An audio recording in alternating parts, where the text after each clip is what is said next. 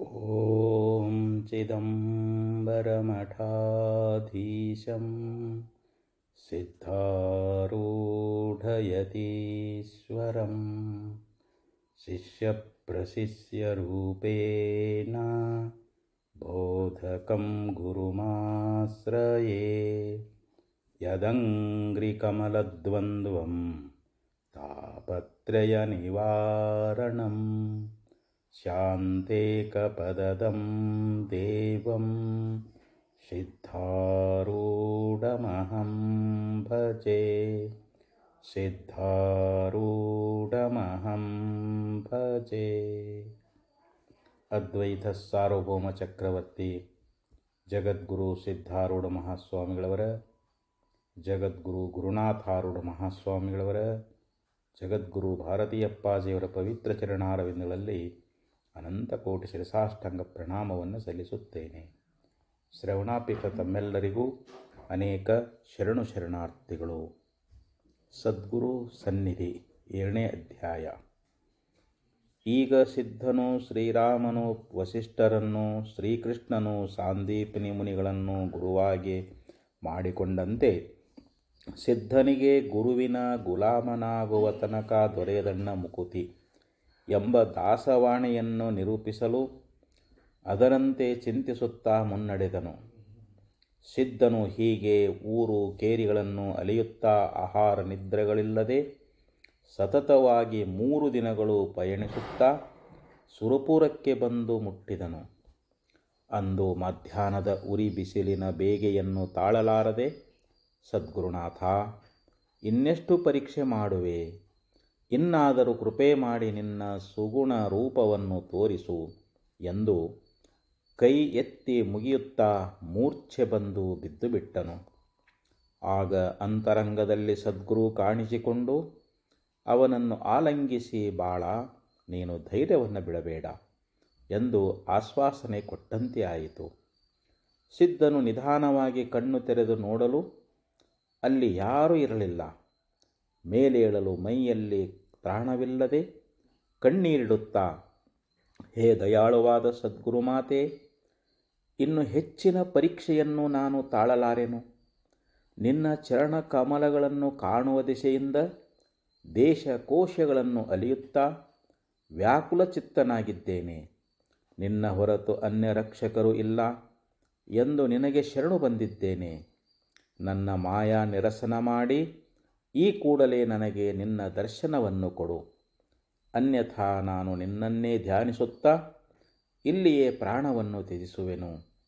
ಮುಂದೆ ಹೋಗಲಾರೆ ಎಂದು 2 ನೇತ್ರಗಳಿಂದ ದಳದಳನೆ ಅಶ್ರುಗಳನ್ನು ಸುರಿಸುತ್ತಾ ಸದ್ಗುರುವನ್ನು ಧ್ಯಾನಿಸತೊಡಗಿದನು. ಆಗ ಸದ್ಗುರು ಸಾಧುವಿನ ವೇಷದಿಂದ ಬಳಿಗೆ ಬಂದು ಅವನ ಕೈ ಹಿಡಿದು ಎಬ್ಬಿಸಿ, ಅಪ್ಪ ಮಗು, ನೀನು ಯಾರು? ಎಲ್ಲಿಂದ ಬಂದಿರುವಿ? ಇಲ್ಲೇನು ಮಾಡುತ್ತಿರುವಿ ಎಂದು ಪ್ರಶ್ನಿಸಲು ಸಿದ್ಧನು, ಹೇ ತಾತ, ಸದ್ಗುರುವನ್ನು ಹುಡುಕುತ್ತಾ ಇಲ್ಲಿಯವರೆಗೂ ಬಂದಿರುವೆನು. ಅವನು ಎಷ್ಟು ಹುಡುಕಿದರೂ ಸಿಗಲಿಲ್ಲ. ನಿನಗೆ ಕೈ ಮುಗಿಯುವೆನು. ನೀನು ಅವನನ್ನು ನನಗೆ ತೋರಿಸು. ಇಲ್ಲದಿದ್ದರೆ ನಾನು ಅನ್ನ ಆಹಾರಗಳನ್ನು ತೊರೆದು ಇಲ್ಲಿಯೇ ಪ್ರಾಣ ಬಿಡುವೆನು ಎಂದು ನುಡಿದನು. ಅದಕ್ಕೆ ಆ ವೃದ್ಧನು, ಬಾಳ, ನೀನು ಧನ್ಯನು. ಜಗತ್ತಿನಲ್ಲಿ ಜನಗಳು ವಿಷಯಗಳನ್ನು ಚಿಂತಿಸುವಾಗ ನೀನು ಸದ್ಗುರುವನ್ನು ಶೋಧಿಸುತ್ತಿದ್ದಿ. ಅವನು ನಿನಗೆ ಖಂಡಿತವಾಗಿಯೂ ಬೇಗನೆ ಸಿಗುವನು. ನೀನು ಈಗಲೇ ಗುಡಗುಂಟೆಯಲ್ಲಿರುವ ಅಮರಗುಂಡ ಮಲ್ಲಿಕಾರ್ಜುನ ಕ್ಷೇತ್ರದ ಕಟ್ಟಿಮಠದ ಪಟ್ಟದ ಸ್ವಾಮಿಗಳ ಬಳಿಗೆ ಹೋಗು. ಅವರ ಹೆಸರು ಗಜದಂಡ ಸ್ವಾಮಿಗಳು. ಅವರು ಕರ್ಮ, ಜ್ಞಾನ ಮತ್ತು ಉಪಾಸನಾ ಕಾಂಡಗಳನ್ನು ವಿಧಿವತ್ತಾಗಿ ಅಭ್ಯಾಸ ಮಾಡಿರುವರು. ಅವರ ವಿದ್ಯೆ ಮತ್ತು ಜ್ಞಾನವು ಸರ್ವೋತ್ಕೃಷ್ಟವಾದುದು ಎಂಬುದು ಎಲ್ಲರ ಅಭಿಪ್ರಾಯ. ಅವರ ಸೇವೆ ಮಾಡಿದ್ದಾದರೆ ನಿನಗೆ ನಿಶ್ಚಯವಾಗಿಯೂ ಜ್ಞಾನವಾಗುವುದು. ಆ ಸ್ಥಳವು ಅದೋ ಅಲ್ಲಿ ಕಾಣಿಸುತ್ತಿರುವ ಆ ಗುಡ್ಡದ ಕೆಳಗಡೆಯೇ ಇಲ್ಲಿದೆ ಎಂದು ಕೈ ತೋರಿಸಿ ಆ ವೃದ್ಧನು ಅದೃಶ್ಯನಾದನು. ಸಿದ್ಧನಿಗೆ ಒಂದು ಕ್ಷಣಕಾಲ ಎಲ್ಲವೂ ಸ್ವಪ್ನದಂತೆ ಭಾಸವಾಯಿತು. ಅವನು ಸದ್ಗುರುವೇ ನನಗೆ ಭೇಟಿಯಾಗಿ ನನಗೆ ಮಾರ್ಗದರ್ಶನ ಮಾಡಿದರೂ ನಾನು ಅವನನ್ನು ಅರಿಯಲಿಲ್ಲ. ಇರಲಿ, ಇದೇ ಸದ್ಗುರುವಿನ ಆಜ್ಞೆ ಎಂದು ಭಾವಿಸಿ ಅಲ್ಲಿಗೆ ಹೋಗುವೆನು ಎಂದು ಚಿಂತಿಸಿ ಕೂಡಲೇ ಆ ಮಾರ್ಗವಾಗಿ ಹೊರಟು ಬಿಟ್ಟನು. ಗುಡಿಯ ಬಳಿ ಬರುತ್ತಿದ್ದಂತೆ ಯಾರೋ ಒಬ್ಬರು ಬಾಲಕ ಸಿದ್ಧಮೂರ್ತಿಯ ತೇಜೋಪುಂಜವಾದ ಮುಖಮಂಡಲವನ್ನು ಕಂಡು ಆಶ್ಚರ್ಯಚಕಿತನಾಗಿ, ಇವನು ದಕ್ಷಿಣಾಮೂರ್ತಿ ಸ್ವರೂಪನು ಇರುವನು, ಅನ್ಯಥಾ ಈ ಎಳೆಯ ಬಾಲಕನ ಮುಖದಲ್ಲಿ ಇಷ್ಟೊಂದು ತೇಜವಿರಲು ಸಾಧ್ಯವೇ ಇಲ್ಲ ಎಂದು ಚಿಂತಿಸುತ್ತಾ ದೇವರ ಪೂಜೆಗೆಂದು ತೆಗೆದುಕೊಂಡಿದ್ದ ಬಾಳೆಹಣ್ಣು ಮತ್ತು ಹೂಗಳನ್ನು ಸಿದ್ಧನ ಕೈಯಲ್ಲಿ ಇಟ್ಟು ಕೈ ಮುಗಿದು ಹೊರಟು ಬಿಟ್ಟರು. ಸಿದ್ಧನಿಗೆ ಇದ್ಯಾವುದರ ಪರಿವೆಯೋ ಇರಲಿಲ್ಲ. ಅವನ ಮನಸ್ಸೆಲ್ಲವೂ ಸದ್ಗುರುವನ್ನು ಕಾಣುವ ಕಾತರದಲ್ಲಿ ಕರಗಿ ಹೋಗಿತ್ತು. ಸಿದ್ಧನು ನೇರವಾಗಿ ಬಂದವನೇ ಅಮರಲಿಂಗ ದೇವಾಲಯದ ಪ್ರವೇಶದ್ವಾರದಲ್ಲಿ ಸದ್ಗುರುವಿಗಾಗಿ ಅದೇ ಹೂ ಹಣ್ಣುಗಳೊಂದಿಗೆ ಕೈ ಜೋಡಿಸಿಕೊಂಡು ಕಾಯುತ್ತಾ ನಿಂತುಕೊಂಡನು. ಪೂಜೆಯ ತರುವಾಯ ಗಜದಂಡ ಸ್ವಾಮಿಗಳು ಹೊರಗೆ ಬಂದರು. ಕೂಡಲೇ ಸಿದ್ಧನು ಕೈಯಲ್ಲಿದ್ದ ಹೂ ಹಣ್ಣುಗಳನ್ನು ಅವರ ಪಾದಕ್ಕೆ ಸಲ್ಲಿಸಿ ಸಾಷ್ಟಾಂಗ ನಮಸ್ಕಾರ ಮಾಡಿ ಎದ್ದು ನಿಂತು ಅತ್ಯಂತ ದೈನ್ಯಭಾವದಿಂದ ಅಂಜಲಿಬದ್ಧನಾಗಿ ಪ್ರಾರ್ಥಿಸಿದನು. ಹೇ ಸದ್ಗುರುವೇ, ಶಿಷ್ಯಸ್ತೇಹಂ ಶಾದಿ ಮಾಂ ತ್ವಾಂ ಪ್ರಪನ್ನಂ. ಹೇ ಸದ್ಗುರುವೇ, ನಿನ್ನ ಶಿಷ್ಯನಾಗಿ ಶರಣು ಬಂದ ನನ್ನನ್ನು ನೀನು ಉದ್ಧಾರ ಮಾಡಿ ಕಾಪಾಡು. ಆ ಬಾಲಕನನ್ನು ಕಂಡ ಗುರುಗಳು ಅವನ ಮನಸ್ಥಿತಿಯನ್ನು ಚೆನ್ನಾಗಿ ಅರ್ಥ ಮಾಡಿಕೊಂಡರೂ ಸಹ ಅವನ ಪರೀಕ್ಷಾರ್ಥವಾಗಿ ತಿರಸ್ಕಾರ ಭಾವದಿಂದ ಅವನನ್ನು ಅತ್ತ ಸರಿ ಎಂದು ಹೇಳಿ ಉದಾಸೀನ ಮಾಡಿ ಹೊರಟು ಹೋದರು. ಸಂತೆಯಲ್ಲಿ ಕಳೆದು ಹೋದ ಮಗು ಮನೆಯನ್ನು ತಲುಪಿ ನೆಮ್ಮದಿಯನ್ನು ಪಡೆಯುವಂತೆ ಇಷ್ಟು ಹೊತ್ತು ತಳಮಳಿಸುತ್ತಿದ್ದ ಸಿದ್ಧನ ಮನಸ್ಸು ಸದ್ಗುರುವಿನ ಭೆಟ್ಟಿಯಾದ ಕೂಡಲೇ ಶಾಂತವಾಯಿತು. ನನ್ನ ಪರೀಕ್ಷಾರ್ಥವಾಗಿ ಸದ್ಗುರುಗಳು ಉದಾಸೀನ ಮಾಡಿದರು, ಇರಲಿ. ಗುರು ಶುಶ್ರೂಷೆಯ ವಿದ್ಯಾ ಪುಷ್ಕಲೇನ ಧನೇನ ವಾ ಅಥವಾ ವಿದ್ಯೆಯ ವಿದ್ಯಾ ಚತುರ್ಥಿ ನ ಕದಾಚನ. ವಿದ್ಯೆಯನ್ನು ಪಡೆಯಲು ಗುರು ಸೇವೆಯೋ ಅಥವಾ ಮಹತ್ತರವಾದ ಗುರುದಕ್ಷಿಣೆಯನ್ನೋ ಇತ್ತೋ, ಇಲ್ಲವೇ ವಿದ್ಯೆಗೆ ಪರ್ಯಾಯವಾಗಿ ಮತ್ತೊಂದು ವಿದ್ಯೆಯನ್ನು ಇತ್ತೋ, ವಿದ್ಯೆಯನ್ನು ಪಡೆಯಬೇಕು, ನಾಲ್ಕನೇ ದಾರಿಯೂ ಇಲ್ಲ ಎಂದು ಚಿಂತಿಸುತ್ತಾ ಅಕ್ಷರವಾದ ಪರ್ಯಾಯ ವಿದ್ಯೆಯ ಮುಂದೆ ಬೇರೇನೂ ಇಲ್ಲವೇ ಇಲ್ಲ. ಹಾಗಾಗಿ ಪರ್ಯಾಯ ವಿದ್ಯೆಯ ಪ್ರಶ್ನೆಯೇ ಉದ್ಭವಿಸುವುದಿಲ್ಲ. ಇನ್ನು ಗುರುದಕ್ಷಿಣೆಯಾಗಿ ಧನಧಾನ್ಯಾದಿಗಳನ್ನು ಪುಷ್ಕಳವಾಗಿ ಕೊಡಲು ಅವುಗಳು ನನ್ನ ಬಳಿಯಲ್ಲಿಯೂ ಇಲ್ಲ.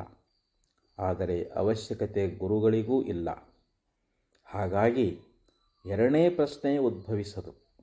ಆದ್ದರಿಂದ ಈಗ ಉಳಿದಿರುವುದು ಒಂದೇ ಒಂದು ದಾರಿ, ಅದೇ ಗುರು ಸೇವೆ ಎಂದು ಚಿಂತಿಸಿ ಸಿದ್ಧನಾಥನು ಖಿನ್ನ ಮನಸ್ಕನಾಗದೆ ಸದ್ಗುರುಗಳನ್ನು ಸೇವೆಯಿಂದ ಒಲಿಸಿಕೊಳ್ಳುವುದು ಎಂದು ಮನಸ್ಸಿನಲ್ಲಿಯೇ ತೀರ್ಮಾನಿಸಿಕೊಂಡನು.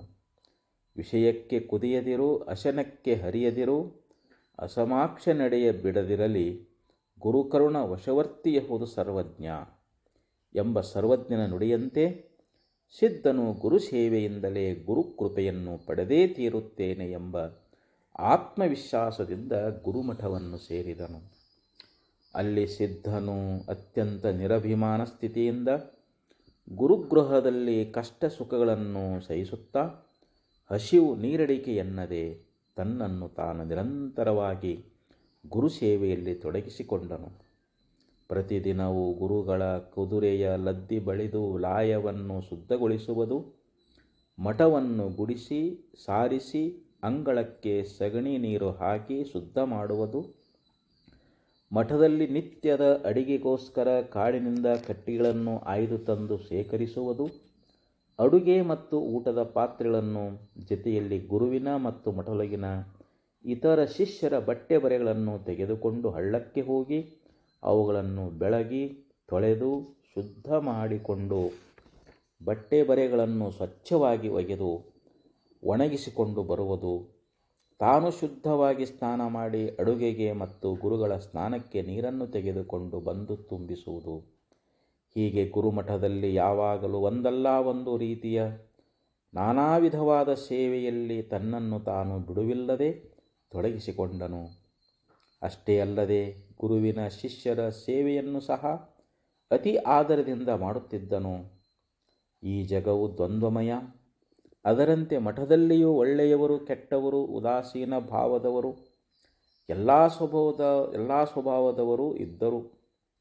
ಮಠದ ಭಕ್ತರ ಪೈಕಿ ಅನಾಥಳಾದ ಗೌರಿ ಎಂಬುವಳು ಸಹ ಅಲ್ಲಿ ನೆಲೆಸಿದ್ದಳು. ಅವಳು ಸಿದ್ಧನನ್ನು ಅಣ್ಣನಂತೆ ಭಾವಿಸುತ್ತಿದ್ದಳು. ಮಲ್ಲ ಎಂಬುವ ಮತ್ತೊಬ್ಬ ಮಠದ ಭಕ್ತನು ಅವಳ ಮೇಲೆ ಕಣ್ಣು ಇರಿಸಿದ್ದನು. ಮಲ್ಲನು ಅವಳನ್ನು ಕೆಣಕಲು ಹೋದಾಗ ಸಿದ್ಧರು ಕೂಡಲೇ ಅಲ್ಲಿ ಪ್ರತ್ಯಕ್ಷವಾಗಿ ಬಿಡುತ್ತಿದ್ದರು. ಇದು ಅವನಿಗೆ ಸಹನೆಯಾಗುತ್ತಿರಲಿಲ್ಲ. ಅವನು ಸಿದ್ಧರ ಮೇಲೆ ಇಲ್ಲಸಲ್ಲದ ಚಾಡಿ ಹೇಳಿ ಇತರ ಭಕ್ತರಿಂದ ಸಿದ್ಧರನ್ನು ಬೇಯಿಸುತ್ತಿದ್ದನು. ಸಿದ್ಧರು ಇದಾವುದನ್ನು ಮನಸ್ಸಿಗೆ ಹಚ್ಚಿಕೊಳ್ಳದೆ ತಮ್ಮ ಕೆಲಸದಲ್ಲಿ ತತ್ಪರರಾಗಿರುತ್ತಿದ್ದರು. ಅಷ್ಟೇ ಅಲ್ಲದೆ ತನ್ನನ್ನು ಬೈದವರನ್ನು ಸಹ ಪ್ರೀತಿಯಿಂದ ಕಾಣುತ್ತಾ ಅವರ ಬಟ್ಟೆ ಬರೆಗಳನ್ನು ಸಹ ಒಗೆದುಕೊಟ್ಟು ಪ್ರೀತಿಯಿಂದಲೇ ಅವರ ಸೇವೆಯನ್ನು ಸಹ ಮಾಡುತ್ತಿದ್ದರು. ಗೌರಿಯಾದರೋ ಸಿದ್ಧರ ಅಪಾರವಾದ ಸೇವೆಯಲ್ಲಿ ತಾನೂ ಭಾಗಿಯಾಗಿ ಅವರ ಕೆಲಸದ ಹೊರೆಯನ್ನು ಕಡಿಮೆ ಮಾಡಿ ಕೊಡುತ್ತಿದ್ದಳು. ಅಲ್ಲದೆ ಅವರಿಗೆ ಶಾಸ್ತ್ರ ಕೇಳಲು ಅನುಕೂಲ ಮಾಡಿಕೊಡುತ್ತಿದ್ದಳು. ಅಡುಗೆಯ ಮನೆಯ ಬಸವಣ್ಣ ಮತ್ತು ಗೌರಿಯ ಹೊರತಾಗಿ ಸಿದ್ಧರ ಬಗ್ಗೆ ಕಾಳಜಿ ಮಾಡುವವರು ಬೇರೆ ಯಾರೂ ಅಲ್ಲಿ ಇರಲಿಲ್ಲ. ಸಂಕೋಚ ಸ್ವಭಾವದವರಾದ ಸಿದ್ಧರು ಮಠದಲ್ಲಿ ಏನನ್ನೂ ಸ್ವೀಕರಿಸುತ್ತಿರಲಿಲ್ಲ. ಅಡುಗೆಯ ಮತ್ತು ಊಟದ ಪಾತ್ರೆಗಳನ್ನು ತೊಳೆಯುವ ಮೊದಲು ಅದರಲ್ಲಿ ಸಿಕ್ಕ ಮಿಕ್ಕ ಪದಾರ್ಥಗಳನ್ನು ಒಂದುಗೂಡಿಸಿ ಪ್ರಸಾದದ ರೂಪದಲ್ಲಿ ಸೇವಿಸುತ್ತಿದ್ದರು. ಇಲ್ಲವೇ ಮಧ್ಯಾಹ್ನದ ವೇಳೆಯಲ್ಲಿ ಪ್ರತಿನಿತ್ಯವೂ ಗ್ರಾಮದೊಳಗೆ ಹೋಗಿ 5 ಮನೆಯ ಕಂತಿ ಭಿಕ್ಷೆ ಮಾಡಿ ಮಠಕ್ಕೆ ಬಂದ ಜಂಗಮರಿಗೆ ನೀಡಿ ಉಳಿದುದನ್ನು ತಾನು ಉಣ್ಣುತ್ತಿದ್ದನು. ಗುರುಗ್ರಹದಲ್ಲಿ ಯಾರಾದರೂ ಅನ್ನ ವಸ್ತ್ರಗಳನ್ನು ಕೊಟ್ಟರೂ ಅದನ್ನು ತೆಗೆದುಕೊಳ್ಳುತ್ತಿರಲಿಲ್ಲ. ಒಮ್ಮೆ ಮಿತಿ ಮೀರಿದ ಕೆಲಸದ ಹೊರೆಯಿಂದ ಸಿದ್ಧರಿಗೆ ಮಧ್ಯಾಹ್ನದ ಕಂತಿ ಭಿಕ್ಷೆಗೆ ಹೋಗಲು ಬಿಡುವಾಗಲಿಲ್ಲ. ಸಂಜೆ ಪ್ರವಚನದ ಸಮಯ. ಒಳಗೆ ಭಿಕ್ಷೆಯನ್ನು ತರಲು ಜೋಳಿಗೆಯನ್ನು ಹಿಡಿದು ಹೊರಟರು. ಮಠದ ಹೊರ ಆವರಣಕ್ಕೆ ಕಾಲಿಡುತ್ತಿದ್ದಂತೆ ಕಟ್ಟಿಗೆ ಒಡೆಯುತ್ತಿದ್ದ ಚೆನ್ನಯ್ಯ ಸಿದ್ಧರನ್ನು ಕಂಡು ಬಳಿ ಕರೆದನು. ಬಳಿ ಬಂದ ಸಿದ್ಧರನ್ನು ಕಂಡು, ಸಿದ್ಧ, ಇನ್ನೆಷ್ಟು ಕಟ್ಟಿಗೆಯನ್ನು ಒಡೆಯಲು ಹೇಳಿರುವರು? ನಾನು ಇಷ್ಟು ಕಟ್ಟಿಗೆಗಳನ್ನು ಒಡೆದಿರುವೆ, ಉಳಿದುದನ್ನು ನೀನು ಒಡಿ ಎಂದು ಹೇಳಿ ಕೊಡಲಿಯನ್ನು ಅವರ ಕೈಗೆ ಇತ್ತು ತಾನು ಮರದ ನೆರಳಿಗೆ ಹೋಗಿ ತಣ್ಣಗೆ ಮಲಗಿಬಿಟ್ಟನು. ಸಿದ್ಧರು ಜೋಳಿಗೆಯನ್ನು ಬದಿಗಿಟ್ಟು ಎಲ್ಲ ಕಟ್ಟಿಗೆಗಳನ್ನು ಒಡೆದು ತುಂಡು ಮಾಡಿದರು. ಸಿದ್ಧರ ಎಳೆಯ ಕೈಗಳು ಕಿತ್ತು ರಕ್ತ ಸೋರತೊಡಗಿತು. ಅಷ್ಟರಲ್ಲಿ ಸಂಜೆಯ ಪ್ರವಚನದ ಸಮಯವಾಯಿತು. ಸಿದ್ಧರು ಮಲಗಿದ್ದ ಚೆನ್ನಯ್ಯನನ್ನು ಎಬ್ಬಿಸಿ ಅವನ ಕೈಗೆ ಕೊಡಲಿಯನ್ನು ಕೊಟ್ಟು ಪ್ರವಚನಕ್ಕೆ ಹೊರಟು ಬಿಟ್ಟರು. ಅಂದು ಕೈ ಕಾಲು ತೊಳೆಯಲು ಹೋದ ಸಿದ್ಧರು ಹೊಟ್ಟೆಗೆ ಅನ್ನ ಆಹಾರವಿಲ್ಲದೆ ಬಿಡುವಿಲ್ಲದೆ ಗಾಣದೆತ್ತಿನಂತೆ ದುಡಿದು ದಣಿದು ಎಚ್ಚರ ತಪ್ಪಿ ಬೀಳುತ್ತಿದ್ದರು. ಇದನ್ನು ದೂರದಿಂದಲೇ ಗಮನಿಸಿದ ಗೌರಿಯು ಕೂಡಲೇ ಅಡುಗೆಯ ಮನೆಯ ಬಸವಣ್ಣನ ಸಹಾಯದೊಂದಿಗೆ ಸಿದ್ಧರನ್ನು ಒಳಗೆ ಕರೆತಂದು ಕೆಲಕಾಲ ಔಷಧೋಪಚಾರಗಳನ್ನು ಮಾಡಿ ಅವರ ಆರೋಗ್ಯವನ್ನು ರಕ್ಷಿಸಿದಳು. ಬಂದ ಸುಖ ದುಃಖವನು ಕುಂದದುಬ್ಬದೆ ನುಂಗಿ ಇಂದುಧರನಾಜ್ಞೆ ಎಂದಿಹಗೆ ಗುರುಕೃಪೆಯು ಎಂದಿಗೂ ಬಿಡದು ಸರ್ವಜ್ಞ ಎಂಬ ಸರ್ವಜ್ಞನ ಮಾತಿನಂತೆ ಸಿದ್ಧನ ಕಷ್ಟ ಸುಖಗಳು ತನ್ನಿಂದ ತಾನೇ ಪಾರಾಗುತ್ತಿದ್ದವು. ಒಂದು ದಿನ ಎಂದಿನಂತೆ ಸಿದ್ಧನು ಅಂಗಳದಲ್ಲಿನ ಒಂದು ದೊಡ್ಡ ಕಪ್ಪು ಕಲ್ಲಿನ ಮೇಲೆ ಕುಳಿತಿದ್ದನು. ಆಗ ಮಠದ ಸನ್ಯಾಸಿಗಳು ಮತ್ತು ಇತರರ ಬಟ್ಟೆಗಳಿಗೆ ಬಣ್ಣ ಹಾಕುವ ಪಿಂಜಾರ ಅಹಮದ್ ಅಲ್ಲಿಗೆ ಬಂದನು. ಅವನು ಅಂದಿನ ಸುಪ್ರಸಿದ್ಧ ಬಣ್ಣಗಾರನಾಗಿ ಅಂದಿನ ಅನೇಕ ಅರಸು ಮನೆತನಗಳ ಬಟ್ಟೆಗಳಿಗೆ ಬಣ್ಣ ಹಾಕುವ ಕೆಲಸವನ್ನು ಮಾಡುತ್ತಿದ್ದನು. ಅವನು ಗಜದಂಡ ಸ್ವಾಮಿಗಳ ಶಿಷ್ಯನೂ ಆಗಿದ್ದನು.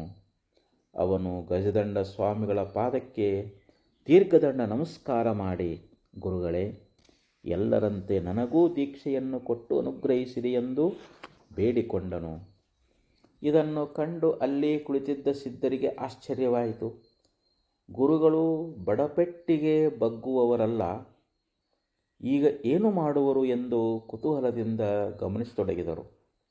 ಗುರುಗಳು ಏನೂ ಮಾತನಾಡದೆ ಕೂಡಲೇ ಅಡುಗೆ ಮನೆಗೆ ಹೋಗಿ ಅಲ್ಲಿಂದ ಒಂದು ಒಲೆಗಳನ್ನು ಒರೆಸುವ ಕಮಟು ಕಟ್ಟಿದ ಕರಿಯ ಬಟ್ಟೆಯನ್ನು ತಂದು ಅಹಮದನ ಮುಂದೆ ಹಿಡಿದು, ನಾಳೆ ನೀನು ಬರುವಾಗ ಈ ಬಟ್ಟೆಗೆ ಒಳ್ಳೆಯ ಬಣ್ಣವನ್ನು ಚೆನ್ನಾಗಿ ಹಾಕಿಕೊಂಡು ಬಾ ಎಂದು ಹೇಳಿದರು. ಅದನ್ನು ಕಂಡು ಅವನ ಮಾತಿನ ಗೂಢಾರ್ಥವನ್ನು ಅರಿಯದ ಅಹಮದನು, ಸ್ವಾಮಿಗಳೇ, ಈ ಬಟ್ಟೆ ಬಹಳ ಕೊಳಕಾಗಿದೆ, ಎಷ್ಟು ಒಗೆದರೂ ಸ್ವಚ್ಛವಾಗದು, ಈ ಗಲಿಸು ಬಟ್ಟೆಗೆ ಬಣ್ಣ ಕೂಡುತ್ತದೆಯೇ ಎಂದನು. ಆಗ ಗುರುಗಳು ನಗುತ್ತಾ, ಅಹಮದ್, ಹೇಗೆ ಈ ಕೊಳೆ ಬಟ್ಟೆಗೆ ಬಣ್ಣ ಹತ್ತುವುದಿಲ್ಲವೋ ಹಾಗೆ ಕೊಳಕು ಮನಸ್ಸಿಗೆ ಜ್ಞಾನದ ಬಣ್ಣ ಹತ್ತುವುದಿಲ್ಲವಲ್ಲಪ್ಪ. ಗುರು ಕರುಣೆಗೆ ದುಷ್ಟಗುಣಗಳನ್ನು ಸಾಧನೆಯ ಸಾಬೂನಿನಿಂದ ಚೆನ್ನಾಗಿ ತೊಳೆದು ಮನಸ್ಸನ್ನು ಶುದ್ಧಗೊಳಿಸಿಕೊಂಡಾಗ ಮಾತ್ರ ಜ್ಞಾನದ ಬಣ್ಣ ಕೂಡುತ್ತದೆ ಎಂದು ಉತ್ತರಿಸಿದರು. ಅಲ್ಲಿಯೇ ಕುಳಿತಿದ್ದ ಸಿದ್ಧನು ಗುರುಗಳ ನಿದರ್ಶನದ ಪರಿಯನ್ನು, ಅಹಮದನ ಶ್ರದ್ಧೆಯನ್ನು ಕಂಡು ಸಂತಸಗೊಂಡರು. ಮುಂದೆ ಒಂದು ದಿನ ಅಹಮದನು ತನ್ನನ್ನು ತಾನು ಸಂಪೂರ್ಣವಾಗಿ ಗುರುಸೇವೆಗಾಗಿಯೇ ಅರ್ಪಿಸಿಕೊಂಡು ಬಿಟ್ಟನು.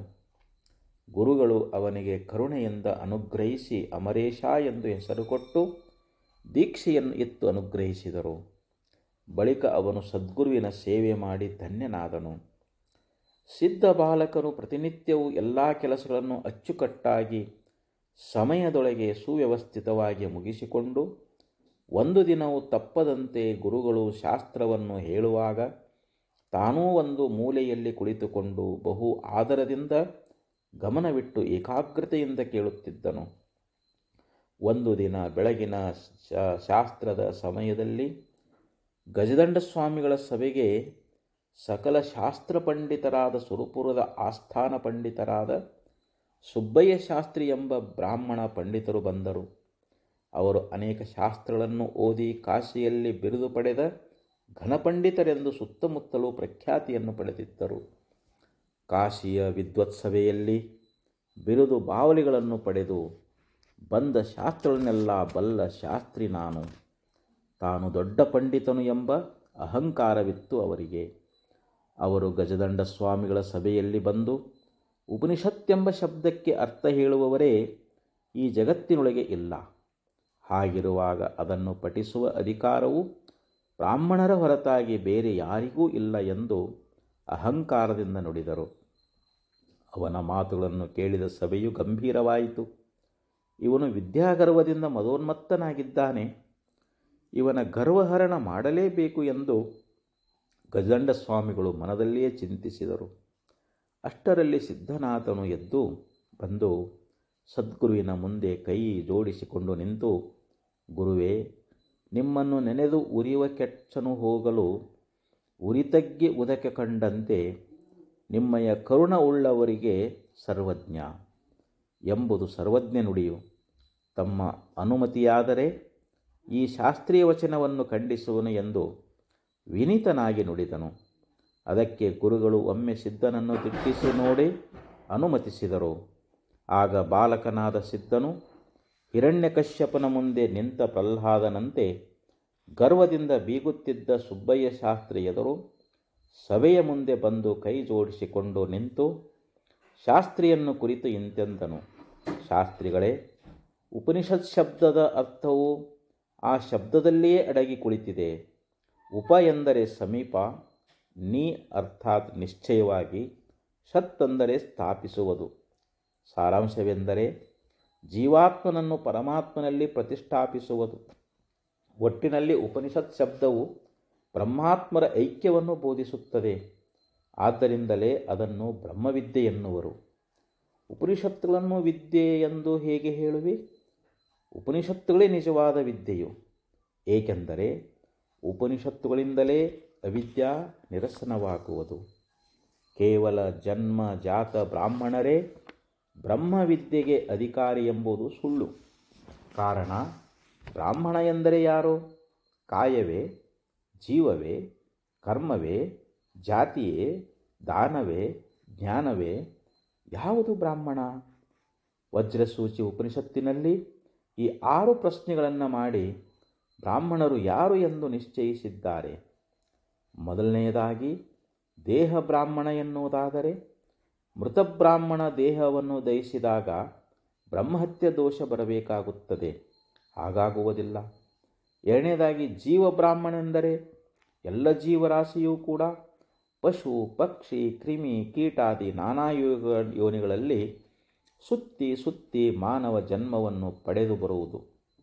ಮೂರನೇದಾಗಿ, ಗೋತ್ರದಿಂದ ಜಾತಿ ಬ್ರಾಹ್ಮಣನೆಂದರೆ ಋಷ್ಯಶೃಂಗೋ ಮೃಗಾಜ್ಜಾತ, ಕೌಶಿಕೋ ಗರ್ಗನಂದನಃ, ಜಂಬುಕೋ ಜಂಬುಕೋತ್ಪತ್ತಿ, ಗೌತಮ ಶಚಿಪೃಷ್ಠಜಃ, ವಾಲ್ಮೀಕೋ ವಲ್ಮೀಕೋತ್ಪತ್ತಿ, ಅಗಸ್ತ್ಯ ಕುಂಭಸಂಭವಃ, ವ್ಯಾಸಶ್ಚಲೋಲುಬ್ಧಃ ಸಂಭೂತಃ, ವಸಿಷ್ಠಶ್ಚೋರ್ವಶೀಸುತಃ, ನಾರದೋ ಪಿದರಕೀಸುತಃ, ಕೌಂಡಿಲ್ಯೋ ಮುಂಡಕೀಸುತಃ, ಮಾರ್ಕಂಡೋ ಮಾತಂಗಜಾತಃ, ಗರ್ಗಶ್ಚ ಗಾರ್ಧವಸುತಃ, ಶುನಕಿ ಗರ್ಭಸಂಭೂತಃ, ಶೌನಕಶ್ಚ ಮಹಾಮುನಿಃ ಎಂಬ ಮಾತು ಪ್ರಮಾಣವಿದೆ.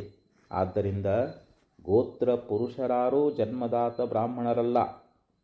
ಇನ್ನು ಸಪ್ತಧಾತು ಸಮಂ ಪಿಂಡಂ ಸಮಯೋನಿ ಸಮುದ್ಭವಂ ಆತ್ಮಜೀವ ಸಮಾಯುಕ್ತಂ ವರ್ಣಾನಾಂ ಕಿಂ ಪ್ರಯೋಜನಂ? ಎಲ್ಲ ದೇಹಗಳು ಚರ್ಮ, ರಕ್ತ, ಮಾಂಸ, ಮಜ್ಜ, ಮೇಧಸ್ಸು, ಅಸ್ಥಿ, ಶುಕ್ರ, ಶೋಣಿತಾದಿ ಸಪ್ತಧಾತುಗಳಿಂದ ಉಂಟಾಗಿದೆ. ಎಲ್ಲರ ಹುಟ್ಟು ಯೋನಿಜವಾಗಿದೆ. ಜೀವಿಯು ಜೀವಾತ್ಮ ಪರಮಾತ್ಮರ ಸಮಾವೇಶ. ವರ್ಣಾಶ್ರಮದಿಂದ ಇನ್ನೇನು ಪ್ರಯೋಜನ? ಆದ್ದರಿಂದ ಹುಟ್ಟಿನಿಂದ ಜಾತಿ ಬ್ರಾಹ್ಮಣನನ್ನು ಸಹ ಹೇಳಲು ಸಾಧ್ಯವಿಲ್ಲ. ನಾಲ್ಕನೆಯದಾಗಿ, ಕರ್ಮ ಬ್ರಾಹ್ಮಣನೆಂದರೆ ಕಾಶಿಕಮ್ಮಾರನಾದ, ಬೀಸಿ ಮಡಿವಾಳನಾದ, ಹಸನಿಕ್ಕಿ ಸಾಲಿಗನಾದ, ವೇದವನೋದಿ ಹಾರುವನಾದ, ಕರ್ಣದಲ್ಲಿ ಜನಿಸಿದವರುಂಟೇ ಜಗದೊಳಗೆ? ಇದು ಕಾರಣ ಕೂಡಲ ಸಂಗಮದೇವ, ಲಿಂಗಸ್ಥಲವ ನರಿದವನೇ ಕುಲಜನು ಎಂದು ಶರಣರೂ ಹೇಳುವರು. ಆದ್ದರಿಂದ ಕರ್ಮವು ಬ್ರಾಹ್ಮಣನಲ್ಲ. ಇನ್ನು ಐದನೆಯದಾಗಿ, ದಾನ ಬ್ರಾಹ್ಮಣನೆಂದರೆ ಬಲಿಚಕ್ರವರ್ತಿಯು, ರಾಕ್ಷಸ ಶಿಬಿಚಕ್ರವರ್ತಿ, ಕರ್ಣಾದಿಗಳು ಕ್ಷತ್ರಿಯರು, ಅವರೆಲ್ಲರೂ ದಾನದಲ್ಲಿ ಅಪ್ರತಿಮ ಶೂರರು. ಅಂದರೆ ದಾನವೂ ಬ್ರಾಹ್ಮಣನವಲ್ಲ. ಇನ್ನು ಆರನೇದಾಗಿ, ಜ್ಞಾನ ಬ್ರಾಹ್ಮಣನೆಂದರೆ ಸುಖಮುನಿಗೆ ಜ್ಞಾನವನ್ನು ಬೋಧಿಸಿದ ಗುರು ಜನಕ ಮಹಾರಾಜನು, ಸ್ವಯಂ ಕ್ಷತ್ರಿಯನು. ಅಂದರೆ ಜ್ಞಾನವೂ ಬ್ರಾಹ್ಮಣವಲ್ಲ. ಹಾಗಾದರೆ ಬ್ರಾಹ್ಮಣರು ಯಾರು ಎಂದರೆ, ಮಹಾಭಾರತದಲ್ಲಿ ಯಕ್ಷನು ಧರ್ಮರಾಜನನ್ನು ಕುರಿತು, ರಾಜನ್ ಕುಲೇನ ವೃತ್ತೇನ ಸ್ವಾಧ್ಯಾಯನೇನ ಶ್ರುತೇನ ವಾ ಬ್ರಾಹ್ಮಣ್ಯಂ ಕೇನ ಭವತಿ? ಬ್ರಾಹ್ಮಣರು ಯಾರು ಎಂದು ನೇರವಾಗಿ ಪ್ರಶ್ನಿಸುತ್ತಾನೆ. ಅದಕ್ಕೆ ಉತ್ತರಿಸುತ್ತಾ ಧರ್ಮರಾಜನು, ಶೃಣುಯಕ್ಷ ಕುಲಂ ತಾತ ನ ಸ್ವಾಧ್ಯಾಯೋ ನ ಚ ಶ್ರುತಂ ಕಾರಣಂ ಹಿ ದ್ವಿಜತೆ ಚ ವೃತ್ತಮೇವ ನ ಸಂಶಯಃ. ಹೇ ಪೂಜ್ಯನಾದ ಯಕ್ಷನೇ, ಕೇಳುವಂಥವನಾಗು. ಸ್ವಾಧ್ಯಾಯವಾಗಲಿ, ಹೆಚ್ಚಿನ ವಿದ್ಯಾಭ್ಯಾಸವಾಗಲಿ ಕುಲಕ್ಕೆ ಕಾರಣವಲ್ಲ. ದ್ವಿಜತ್ವಕ್ಕೆ ವೃತ್ತಿ ಒಂದೇ ಕಾರಣ ಎಂಬುದರಲ್ಲಿ ಸಂಶಯವಿಲ್ಲ. ವೃತ್ತಿ ಎಂದರೆ ನಿರಂತರ ಬ್ರಹ್ಮಾಕಾರ ವೃತ್ತಿ ಎಂದು ಹೇಳುತ್ತಾರೆ. ಆದ್ದರಿಂದ ಮೇಲೆ ಹೇಳಿದ ಯಾರೂ ಬ್ರಾಹ್ಮಣರಾಗುವುದಿಲ್ಲ.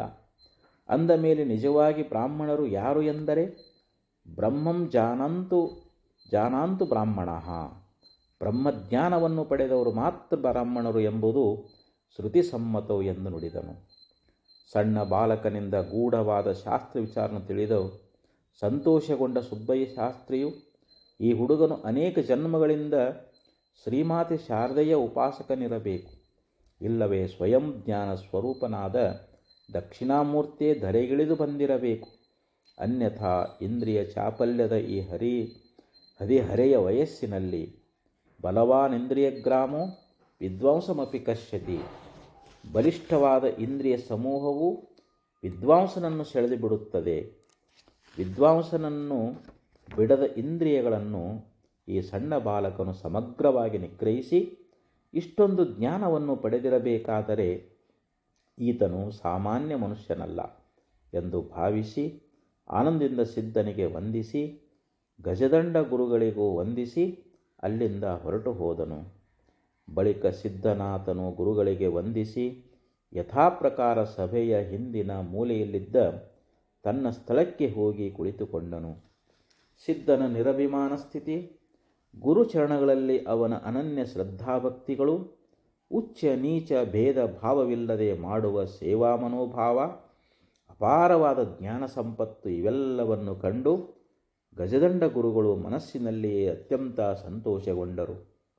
ಅಂದಿನಿಂದ ಗುರುಗಳು ಸಿದ್ಧನ ಮೇಲೆ ಅಪಾರವಾದ ಪ್ರೇಮವುಳ್ಳವರಾಗಿ ಶಾಸ್ತ್ರ ಹೇಳುವ ಸಮಯದಲ್ಲಿ ಸಿದ್ಧನನ್ನು ತಮ್ಮ ಬಳಿಯಲ್ಲಿಯೇ ಕರೆದು ಕೂಡಿಸಿಕೊಳ್ಳುತ್ತಿದ್ದರು.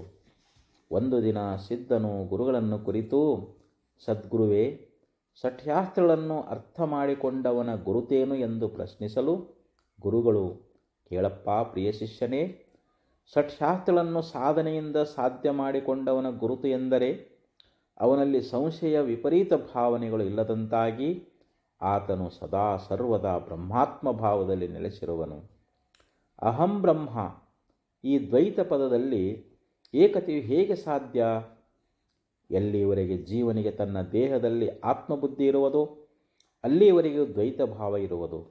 ಯಾವಾಗ ಅಭಿಮಾನವು ಸಂಪೂರ್ಣವಾಗಿ ಅಳಿದು ಹೋಗಿ ತನ್ನ ದೇಹವನ್ನು ಇತರ ದೇಹದಂತೆ ಭಾವಿಸುವನೋ ಆಗ ಜೀವ ಶಿವರ ಐಕ್ಯ ಜ್ಞಾನವು ಸಹಜವಾಗಿ ಆಗುವುದು. ಪ್ರಪಂಚವು ಪ್ರತ್ಯಕ್ಷವಾಗಿ ಕಾಣುವಾಗ ಸುಳ್ಳೆಂದು ಹೇಗೆ ಹೇಳುವುದು? ಪ್ರತ್ಯಕ್ಷವು ಇಂದ್ರಿಯ ಗೋಚರವೋ, ಭಾವಗೋಚರವೋ, ವೃತ್ತಿ ಚೈತನ್ಯ ಗೋಚರವೋ? ಇಂದ್ರಿಯ ಗೋಚರವೆಂದರೆ ದೇಹೇಂದ್ರಿಯಾದಿಗಳು ಪಂಚಭೂತಾತ್ಮಕವಾಗಿರುವುದರಿಂದ ಜಡವಾದವುಗಳು. ಆದ್ದರಿಂದ ಸತ್ತ ಹೆಣದಲ್ಲಿಯೂ ಇಂದ್ರಿಯಗಳು ಇದ್ದು ಅದು ಪ್ರಪಂಚವನ್ನು ಅರಿಯಲಾರವು. ಮನಸ್ಸಿನ ವೃತ್ತಿಗೋಚರವೆಂದರೆ ಮನಸ್ಸು ಭಾವಪರವಶವಾಗಿ ಸತ್ಯಾಸತ್ಯತೆಯನ್ನು ವಿಚಾರ ಮಾಡುವ ಸಾಮರ್ಥ್ಯವಿಲ್ಲದೆ ಜ್ಞಾನವಾಗುವುದಿಲ್ಲ. ಹೇಗೆ ಒಂದು ಪಾತ್ರೆಯ ಮೇಲೆ ಮುಚ್ಚಿದ ಬಟ್ಟೆಗೆ ಪಾತ್ರೆ ಜ್ಞಾನವಾಗುವುದಿಲ್ಲವೋ ಹಾಗೆ ಪ್ರಪಂಚವನ್ನೇ ವ್ಯಾಪಿಸಿದ ಮನಸ್ಸಿಗೆ ಪ್ರಪಂಚದ ಜ್ಞಾನವಾಗುವುದಿಲ್ಲ. ಇನ್ನು ಚೈತನ್ಯದ ಅಸ್ತಿತ್ವದಿಂದಲೇ ಪ್ರಪಂಚವು ಕಾಣುತ್ತದೆ ಎಂದರೆ ಚೈತನ್ಯಕ್ಕೆ ಹೊರತಾಗಿ ಬೇರೆ ಏನೂ ಇಲ್ಲದಿರುವುದರಿಂದ ಪ್ರಾಪಂಚಿಕ ವಿಷಯ ಮತ್ತು ಅದನ್ನು ನೋಡುವ ಮನಸ್ಸಿನಲ್ಲಿ ಇರುವ ಎರಡು ಚೈತನ್ಯಗಳು ಒಂದೇ ಆಗಿರುವುದರಿಂದ ನೋಡಿದ ತಕ್ಷಣ ಐಕ್ಯಜ್ಞಾನವಾಗಬೇಕಿತ್ತು. ಆದರೆ ಹಾಗೆ ಆಗುವುದಿಲ್ಲ. ಹೇಗೆಂದರೆ ಬಂಗಾರದಿಂದ ಒಡವೆಯನ್ನು ಮಾಡಿದ ಮೇಲೆ ಅದನ್ನು ಒಡವೆಯ ಹೆಸರಿನಿಂದಲೇ ಕರೆಯುತ್ತೇವೆ. ಓಲೆ, ಬಳೆ, ಸರ, ಮೂಗುತಿ ಇತ್ಯಾದಿ. ಅಂದರೆ ಇರುವುದು ಬಂಗಾರವೇ, ಆದರೂ ಕಣ್ಣಿಗೆ ಗೋಚರಿಸುವುದು ಮಾತ್ರ ಓಲೆ, ಬಳೆ, ಸರ, ಮೂಗುತಿ ಇತ್ಯಾದಿಗಳು. ಅಂದರೆ ಓಲೆ, ಬಳೆ, ಸರ, ಮೂಗುತಿ ಇತ್ಯಾದಿಗಳು ಬರೀ ಭ್ರಮೆ ಎಂದಾಯಿತು. ಅದರಂತೆ ಪ್ರಪಂಚವು ಭ್ರಮೆ ಎನ್ನಬೇಕಾಗುವುದು. ಭ್ರಮೆಯು ಸುಳ್ಳಾದುದರಿಂದ ಪ್ರಪಂಚವನ್ನು ಸಹ ಸುಳ್ಳೆಂದು ಹೇಳಬೇಕಾಗುತ್ತದೆ. ಮನೋ, ಬುದ್ಧಿ, ಇಂದ್ರಿಯ ವ್ಯಾಪ್ತಿಯ ಹೊರತಾಗಿಯೂ ಪ್ರಪಂಚವು ಗೋಚರಿಸುವುದಲ್ಲ.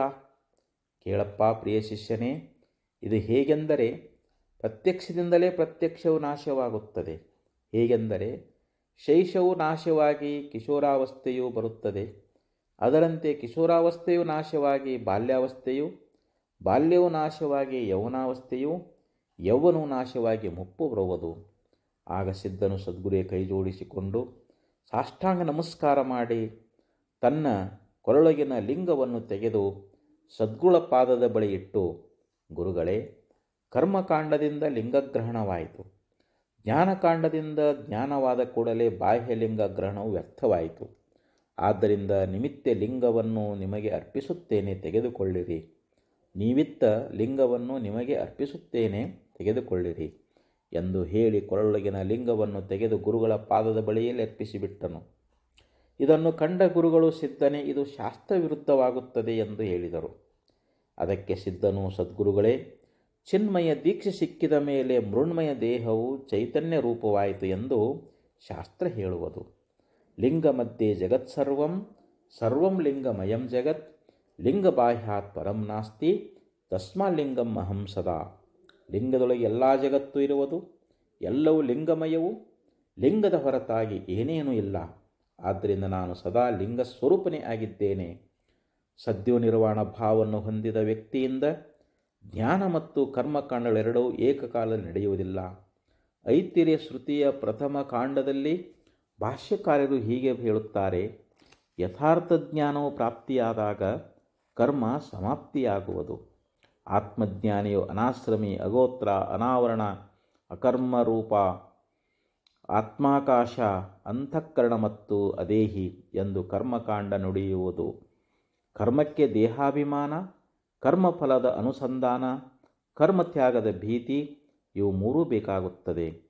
ಈ ಮೂರು ಇಲ್ಲದ ಜ್ಞಾನಿಯಿಂದ ಕರ್ಮ ನಡೆಯುವುದಿಲ್ಲ ಎಂದು ನುಡಿದನು. ಸಣ್ಣ ಬಾಲಕನ ಬಾಯಿಯಿಂದ ಹೊರಟ ಅಮೋಘ ವಚನಗಳನ್ನು ಕೇಳಿದ ಗಜದಂಡ ಗುರುಗಳು, ಈ ಬಾಲಕನು ಸಾಕ್ಷಾತ್ ದಕ್ಷಿಣಾಮೂರ್ತಿ ಇಲ್ಲವೇ ಶಾರದೆಯ ಸ್ವರೂಪನಿರುವನು. ಈ ಬಾಲಕನಿಗೆ ಗುರುವಾಗುವ ಸುಯೋಗ ನನಗೆ ಪ್ರಾಪ್ತವಾದುದು ನನ್ನ ಸೌಭಾಗ್ಯವೇ ಸರಿ. ಈ ಬಾಲಕನ ವೃತ್ತಿಯು ನಿರ್ಗುಣದಲ್ಲಿ ಅನನ್ಯವಾಗಿ ಆರೂಢವಾಗಿರುವುದರಿಂದ ಈತನಿಗೆ ಸಿದ್ಧಾರೂಢ ಎಂಬ ನಾಮಧೇಯವೇ ಶೋಭಿಸುವುದು ಎಂದು ಚಿಂತಿಸಿ, ಎಲೈ ಶ್ರೀ ಸಿದ್ಧಾರೂಢನೇ, ಈಗ ನೀನು ನನ್ನ ಸಮಾನನಾಗಿರುವಿ. ಶ್ರೀ ಮಲ್ಲಿಕಾರ್ಜುನ ಕೃಪೆಯಿಂದ ನಿನಗೆ ಪ್ರಾಪ್ತವಾದ ಆ ಜ್ಞಾನ ಜ್ಯೋತಿಯು ನಿನ್ನ ಹೃದಯದಲ್ಲಿ ನಿರಂತರವಾಗಿ ಅಖಂಡವಾಗಿ ಪ್ರಕಾಶಮಾನವಾಗಿ ಬೆಳಗುತ್ತಿರಲಿ. ಇನ್ನು ಮುಂದೆ ನೀನು ದೇಶ ಸಂಚಾರ ಮಾಡುತ್ತಾ ಈ ಜ್ಞಾನದ ಬೆಳಕನ್ನು ಮುಮುಕ್ಷುಜನರಲ್ಲಿ ಹಂಚುತ್ತಾ ಉದ್ಧರಿಸುವವನಾಗು. ಇನ್ನು ಮೇಲೆ ನಿನ್ನ ಹೆಸರು ಪರಂಪರಾನುಸಾರವಾಗಿ ಪರಮಹಂಸರ ಸಿದ್ಧಾರೂಢ ಭಾರತಿ ಎಂಬುದಾಗಿ ಸದಾಕಾಲ ಶೋಭಿಸುತ್ತಿರಲಿ. ಹಂಸ ಪಕ್ಷಿಗೆ ಕೆರೆ ಕುಂಟೆಗಳು ಸಣ್ಣವು, ಅವುಗಳೇನಿದ್ದರೂ ಸರೋವರ ಸಾಗರದಲ್ಲಿ ಆನಂದದಿಂದ ವಿಹರಿಸಬೇಕು. ನಿನ್ನ ಆಕಾಶ ಸದೃಶ್ಯವಾದ ಜ್ಞಾನ, ಭೂಮಿ ಸದೃಶ್ಯವಾದ ತಾಳ್ಮೆ, ಸಾಗರ ಸಮಾನವಾದ ಕಾರುಣ್ಯಗಳಿಂದ ಜಗತ್ತಿನ ಮುಮುಕ್ಷು ಜನರು ಉದ್ಧರಿಸಲಿ ಎಂದು ಹರಸಿ, ಗದ್ಗದ ಕಂಠಯುಕ್ತರಾಗಿ ಕಣ್ಣುಗಳಿಂದ ಒಂದೇ ಸಮನೆ ನೀರು ಸುರಿಸುತ್ತಾ ಅಪಾರವಾದ ಪ್ರೀತಿಯಿಂದ ಸಿದ್ಧನನ್ನು ಪದೇ ಪದೇ ಬಾಚಿ ತಬ್ಬಿ ಆಲಂಗಿಸಿಕೊಂಡರು. ಸಿದ್ಧನಾದರೂ ಗದ್ಗದ ಕಂಠಯುಕ್ತನಾಗಿ ಎರಡೂ ಕಣ್ಣುಗಳಿಂದ ದಳದಳನೆ ಅಶ್ರುಧಾರೆಗಳನ್ನು ಸುರಿಸುತ್ತಾ, ಹೇ ಸದ್ಗುರು ಕೃಪಾನಿದೆ ಎಂದು ನನ್ನನ್ನು ಕೃತಾರ್ಥನನ್ನಾಗಿ ಮಾಡಿದೆ. ನಿನ್ನ ಕೃಪೆಯಿಂದ ನನಗೆ ಶಾಂತಿ ದೊರೆಯಿತು. ನಿನ್ನನ್ನು ಹುಡುಕಲು ವಹಿಸಿದ ಶ್ರಮವೆಲ್ಲವೂ ಇಂದು ಸಾರ್ಥಕವಾಯಿತು. ಜನ್ಮಾಂತರದ ಕರ್ಮವೆಲ್ಲವೂ ಇಂದು ಕರಗಿ ಹೋಯಿತು ಎಂದು ನುಡಿಯುವಾಗ ಅವನ ಕಣ್ಣುಗಳಿಂದ ಒಂದೇ ಸಮನೆ ಅಶ್ರುಧಾರೆಯು ಪ್ರವಹಿಸುತ್ತಿದ್ದವು. ಗಜದಂಡ ಗುರುಗಳು ಸಿದ್ಧನ ಅನನ್ಯ ಶ್ರದ್ಧಾ ಭಕ್ತಿ ಗುರುಸೇವೆಯನ್ನು ನೆನೆದು ಪದೇ ಪದೇ ಸಿದ್ಧನನ್ನು ಬಾಚಿ ತಬ್ಬಿಕೊಂಡು ಹರಸಿ ಶ್ರೀರಾಮಚಂದ್ರನನ್ನು ಕಾಡಿಗೆ ಕಳುಹಿಸಿದ ದಶರಥನಂತೆ ಭಾರವಾದ ಮನಸ್ಸಿನಿಂದ ಹೊರಡಲು ಅನುಮತಿಯಿತ್ತರು. ಶ್ರೀ ಆಚಾರ್ಯ ಶಂಕರರು ಸ್ವಯಂ ಸ್ಥಾಪಿಸಿದ ತೀರ್ಥಾಶ್ರಮ, ವನಾರಣ್ಯ, ಗಿರಿಪರ್ವತ ಸಾಗರಾಹ, ಸರಸ್ವತಿ ಭಾರತೀ ಚೈವ ಪುರಿನಾಮಾನಿ ವೈದಶ. ತೀರ್ಥ, ಆಶ್ರಮ, ವನ, ಅರಣ್ಯ, ಗಿರಿ, ಪರ್ವತ, ಸಾಗರ, ಸರಸ್ವತಿ, ಭಾರತಿ, ಪುರಿ ಇವೇ ಸನ್ಯಾಸಾಶ್ರಮದ 10 ಪ್ರಕಾರಗಳು.